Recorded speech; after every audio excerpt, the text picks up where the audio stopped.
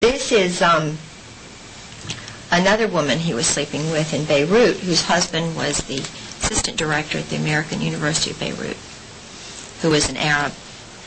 She was an intelligence person. And her son is Kashmir.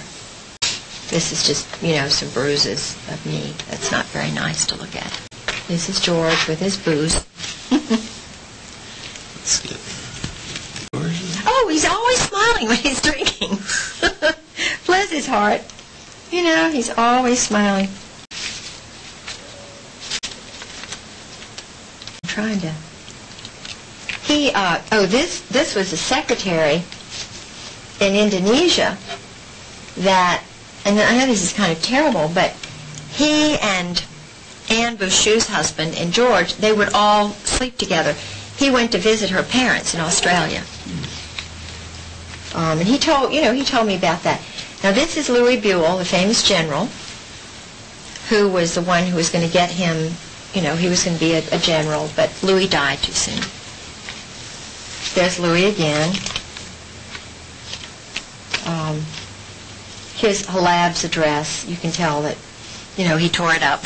But I went and retrieved it. There's Halab and company, Halab.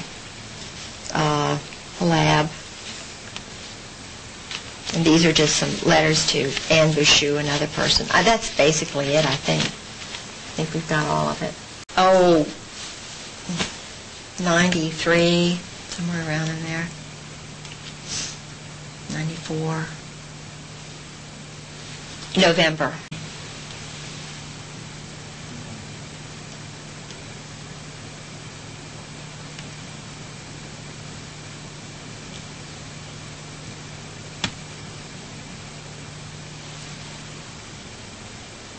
Okay. This is Mr. T. Parker Host, Burma assassin, friend of my husband's, owned one shipping agency when he met my husband, knew he was a friend of George Bush's, wound up with 8 or 9. Changed from being a Democrat to a Republican to introducing George Bush in 96 when he came to speak to a banquet that he arranged ostensibly for John Warner. But when, they did a fundraising thing, you meet George Bush and Barbara, pay $1,000 or $500. Well, he's a mover and shaker and a nudist and a group sex guy. His sons are real messed up. But he's my husband's best buddy. That's it. That's George's. And that's at his farm. And we would go to the farm, and George and Parker would go out on the boat for 2 and 3 hours. And I thought, what is going on out there? Here's a little thing about T. Parker Host, became chairman of T. Parker Host Incorporated. David Weibel.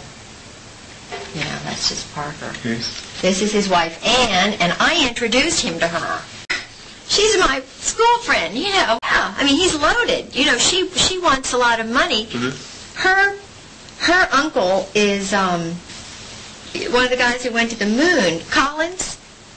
Her grandfather was this big Army general, so I didn't know Anne was all that well connected to the Army. Her uncle was head of the Army's big, after he retired, library or, their records. And her grandfather, Lawton Collins, was the head of Vietnam before, you're talking major, if you're Army, interested in the Army. He was the one who did all of the training for the, they had a Halo school, George told me, in the Philippines where they trained the Delta Force, the assassins in the Philippines. They also had a school like that. The Australians had one in Indonesia on an island where they're having big kind of East Timor. East Timor, yeah.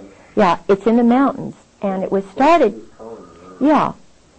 And the Portuguese are involved in this in some way. Chief of Staff, Marine Atlantic, head of the intelligence group that went to Beirut. They were already meeting over there. He was, before the Beirut bombing, the NATO intelligence wet operations guy, psychological operation, it means murder, assassinations groups. NATO has a group of assassins and psychological operations specialists who work in combined operations to destroy targets. Okay. My husband tried to explain to me the first 3 years of marriage how it all works. I was assistant director of the Chamber of Commerce. I was the first woman on the board of the Foreign Commerce Club in Norfolk. He thought that I was a worldly woman. I had dated a number of guys who were high level, like Jerry Unruh, who was the captain of the Saratoga, a man who was very high up in the Army intelligence in Richmond. I had been married to a governor's grandson whose family were all in intelligence. His father was Harvard economics professor. They thought, I'm sure it's the same John Engler if he was in the Navy. I dated a John Engler who was in the ROTC in Norfolk because, you know, Norfolk is the largest military complex in the world. We have Langley, the Air Force Base, which does intelligence work. We have Camp Perry, which is an intelligence international intelligence spot, all of the naval bases, the Master Jet Base, Training and Doctrine Command, which is Army, Fort Story. And in fact, Fort Story was where the recent Secretary of the Army was told he had to leave. I have intelligence guys who tell me truth because they know they can't talk, and I get a lot of scoops. Toko West, who was basically honest, and like Colin Powell, most African-American men are not going to condone murder and assassinations and so forth when they find out about it. As puppets, thinking that they will, you know, be able to make them do certain things because psychologically they're innocent, they're naive.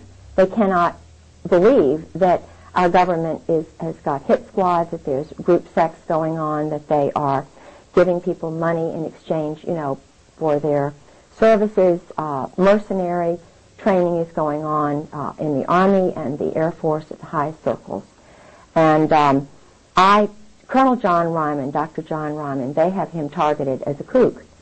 Colonel John Ryman lives in California. He was on the high track up, the Rising Star track. He was in Great Britain.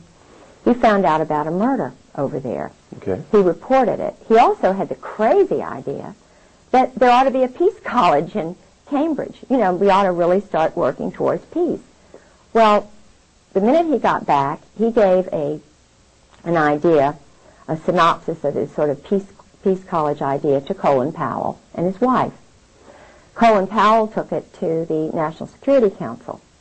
When Ryman got back, and I'm not sure of the logistics and the chronology of all of this, but I'm in contact with him, he was put in a funny farm.